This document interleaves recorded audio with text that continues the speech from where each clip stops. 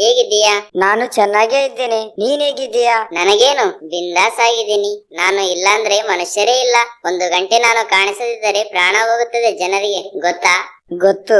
ನಿದ್ದೆಯಿಂದ ಎದ್ದ ನಂತರ ಅವ್ರ ಪಕ್ಕ ನಾನೇ ಇರಬೇಕು. ಕೆಲಸ ಮಾಡುವಾಗ, ಊಟ ಮಾಡುವಾಗ, ಪ್ರಯಾಣದಲ್ಲಿ, ಕೊನೆಗೆ ಮಲಗುವ ಸಮಯದಲ್ಲೂ ಕೂಡ ನಾನು ಅವ್ರ ಪಕ್ಕನೇ ಇರಬೇಕು. ಹೌದು, ಮನುಷ್ಯರು ನಿನಗೆ ಬಹಳ ಅಡಿಕ್ಟ್ ಆಗಿದ್ದಾರೆ. ಗೊತ್ತಾ, ನಾನು ಅವ್ರ ಹತ್ರ ಇದ್ರೆ ನಿದ್ದೆ ಮಾಡೋದನ್ನು ಕೂಡ ಮರೆಯುತ್ತಾರೆ.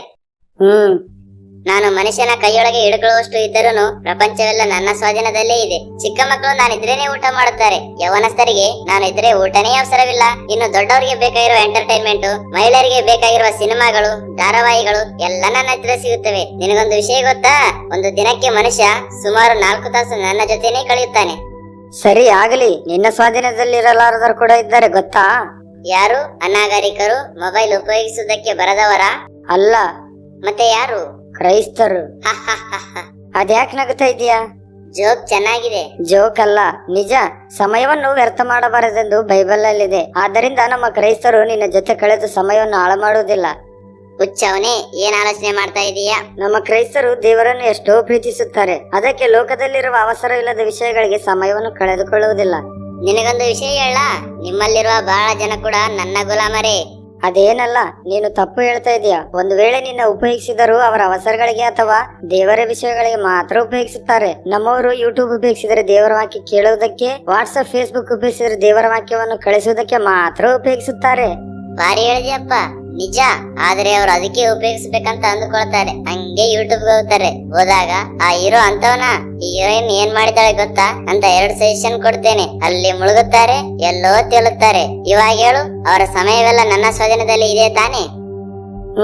ಅವರು ಫೇಸ್ಬುಕ್ ಅಲ್ಲಿ ದೇವರ ಪೋಸ್ಟ್ ಹಾಕ್ಬೇಕಂತ ಅಂದುಕೊಳ್ತಾರೆ. ಅಷ್ಟರಲ್ಲಿ ಒಬ್ಬ ಹುಡುಗಿಯಿಂದ ಅಥವಾ ಹುಡುಗನಿಂದ ಫ್ರೆಂಡ್ ರಿಕ್ವೆಸ್ಟ್ ಕಳಿಸುತ್ತೇನೆ, ಅಷ್ಟೇ ಸಿಕ್ಕಿ ಹಾಕಿಕೊಳ್ತಾರೆ. ನಮ್ಮವರು ಅಷ್ಟು ಬಲಹೀನರಲ್ಲ.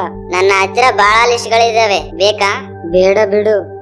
ವಾಟ್ಸ್ಆಪ್, ಯೂಟ್ಯೂಬ್, ಟಿಕ್ ಟಾಕ್ ನಲ್ಲಿ ಸಮಯ ಕಳೆಯುವುದಕ್ಕೆ ಸ್ವಲ್ಪ ದಾರಿಗಳೇನೂ ಇಲ್ಲ. ಇದರಲ್ಲಿ ವಿಶ್ವಾಸಿಗಳು, ಪಾಸ್ಟರ್ಗಳು, ಸಂಘದ ಹಿರಿಯರು ಅನ್ನುವ ವ್ಯತ್ಯಾಸನೇ ಇಲ್ಲ. ಎಲ್ಲರೂ ನನ್ನ ದಾಸರೇ. ಒಂದು ಕಾಲದಲ್ಲಿ ಹೊರಗಡೆ ಮಾತ್ರ ನನ್ನ ಉಪಯೋಗಿಸುತ್ತಿದ್ದರು. ಇವಾಗ ನಿಮ್ಮ ಚರ್ಚಿನಲ್ಲಿ ಕೂಡ ಬಂದಿದ್ದೇನೆ. ಒಂದು ಕಡೆ ನಿಮ್ಮ ಪಾಸ್ಟರ್ ವಾಕ್ಯ ಹೇಳುತ್ತಿರುತ್ತಾರೆ, ಇನ್ನೊಂದು ಕಡೆ ನಿಮ್ಮವರು ನನ್ನನ್ನು ಆಪರೇಟ್ ಮಾಡ್ತಾನೆ ಇರ್ತಾರೆ. ನಿಮ್ಮ ಕ್ರೈಸ್ತರು ದೇವರನ್ನು ಪ್ರೀತಿಸುತ್ತೇನೆ ಅಂತಾರೆ, ಆದರೆ ದೇವರಿಗಿಂತ ಹೆಚ್ಚಾಗಿ ನನ್ನನ್ನೇ ಪ್ರೀತಿಸುತ್ತಾರೆ. ಚರ್ಚಿನಲ್ಲಿದ್ದ 2-3 ತಾಸುಗಳು ಕೂಡ ನಾನು ಇಲ್ಲದೆ ಇರುವುದಿಲ್ಲ. ದಿನಾಲು ವಾಕ್ಯ ಪ್ರಾರ್ಥನೆಗಳು ಇಲ್ಲದಿದ್ದರೆ ಇರುತ್ತಾರೇನೋ, ಆದರೆ ನಾನು ಮಾತ್ರ ಇಲ್ಲದಿದ್ದರೆ ಇರುವುದಿಲ್ಲ.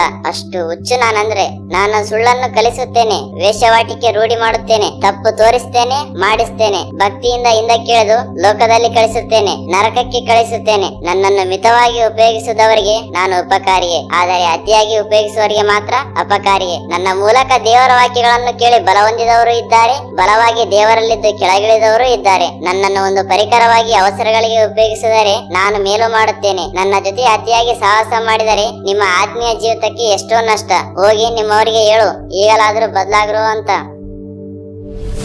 ಕ್ರೈಸ್ತರೇ, ದಿನಗಳು ಕೆಟ್ಟವುಗಳಾಗಿರುವುದರಿಂದ ಸಮಯವನ್ನು ವ್ಯರ್ಥ ಮಾಡದೆ ಸದುಪಯೋಗಿಸಿರಿ ಎಂದು ಬೈಬಲ್ ಹೇಳುತ್ತದೆ. ಆದ್ದರಿಂದ ಸಮಯವನ್ನು ವ್ಯರ್ಥವಾಗಿ ಮೊಬೈಲ್ ಫೋನುಗಳ ಜೊತೆ ಕಳೆಯದೆ ಅವಸರವಾಗಿದ್ದಾಗ ಮಾತ್ರ ಉಪಯೋಗಿಸಿ. ಅಜ್ಞಾನಿಗಳೇ ಆಗಿರದೆ ಜ್ಞಾನವಂತರಾಗಿ ನಡೆದುಕೊಳ್ಳೋಣ.